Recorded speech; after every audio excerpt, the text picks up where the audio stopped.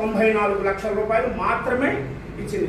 తర్వాత వైసీపీ ప్రభుత్వం చేసిన అకృత్యాలు కానీ ప్రజల మీద తీసుకున్న కసి కానీ ప్రజలు పవన్ కళ్యాణ్ గారు ఆ రోజే చెప్పారు జగన్ అధపాతాలను తొక్కేస్తారని. ఆ తొక్కేసిన సందర్భంలో జగన్మోహన్ రెడ్డి గారికి 11 సీట్లు వచ్చాయి. ఆ సీట్లు వచ్చాక కూటమి అధికారం చేరాక కూటమి ప్రభుత్వం అధికారం వచ్చిన ఈ 18 నెలల్లో మీరు సుమారు 780 కోట్లు ఇస్తే మేము 2024 నుంచి కూటమి ప్రభుత్వం వచ్చాక 24-25 సంవత్సరానికి గాను సుమారు 74,000 లబ్ధిదారులకి సుమారు 10,76,00,000 మొత్తం 2025 అంటే ఈ 18 నెలల్లోనే ఇంచుమించు కూటమి ప్రభుత్వం ఇచ్చింది 571 కోట్ల రూపాయలు. 570 కోట్ల 77 లక్షల రూపాయలు. అంటే వైసీపీ ప్రభుత్వం 5 ఏళ్ళు, ఈ కూటమి ప్రభుత్వం వచ్చిన 16 నెలలు 18 నెలలు టర్మ్ ఏదైతే ఉందో ఆ టర్మ్లో వైసీపీ కన్నా కేవలం వైసీపీ 780 కోట్లు 5 సంవత్సరాలకు ఇస్తే కార్పొరేషన్ ద్వారా బ్రాహ్మణ సంక్షేమానికి కూటమి ప్రభుత్వం ఇచ్చింది ఈ 18 నెలల్లో 571 కోట్ల రూపాయలు. శ్రీకాంత్ గారు తెలుసుకోవాలి. ఈ సంఖ్యలు కావస్తే మీకు కూడా మేము పంపిస్తాం. మీరు కూడా 2 కళ్ళు పెట్టుకుని జాగ్రత్తగా చూసి మనం మాట్లాడింది తప్పు, కూటమి ప్రభుత్వం బాగా చేస్తోంది అని మీరే మనసులో అనుకుంటారు.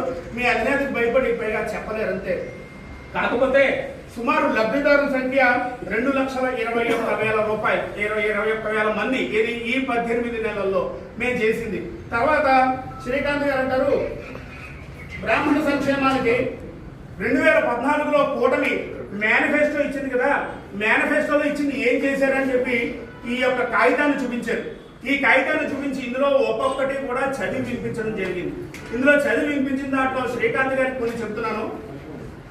ఈయన చెప్పింది ఏంటంటే హిందూ దేవాలయ ఆస్తుల పరిరక్షణకి ఎండోమెంట్ బోర్డు ప్రైవేట్ దేవస్థానాల్లో పనిచేసే అర్చకులకి మినిమం వేతనం ఉండేది. దానికి సంబంధించినటువంటి మినిమం వేతనం అంటే అర్చకులకు మినిమం వేతనం ఏదైతే ఉందో దానికి సంబంధించినటువంటి ఇది జీవో. శ్రీకాంత్ గారు చూడాలి, ఇది జీవో. అర్చకులకు ఇచ్చినటువంటి వేతనం 15,000 రూపాయలు చేసినట్టు కూటమి ప్రభుత్వం ఇచ్చినటువంటి జీవో. దీన్ని ఎలా ఇచ్చారంటే అర్చకులకి 50,000 రూపాయలు గుళ్ళు అంటే సంపాదన ఉన్న దేవాలయం ఏదైతే ఉందో దానికి సంబంధించి 15,000 రూపాయలు చేస్తూ జీవో నెంబర్ 251 శ్రీకాంత్ గారు చూడాలి. తర్వాత ప్రతి దేవాలయంలోనూ ఒక ఎక్సఫిషియో అంటే అర్చకుడితో పాటు ఒక బ్రాహ్మణుడు కూడా ఇస్తున్నారు.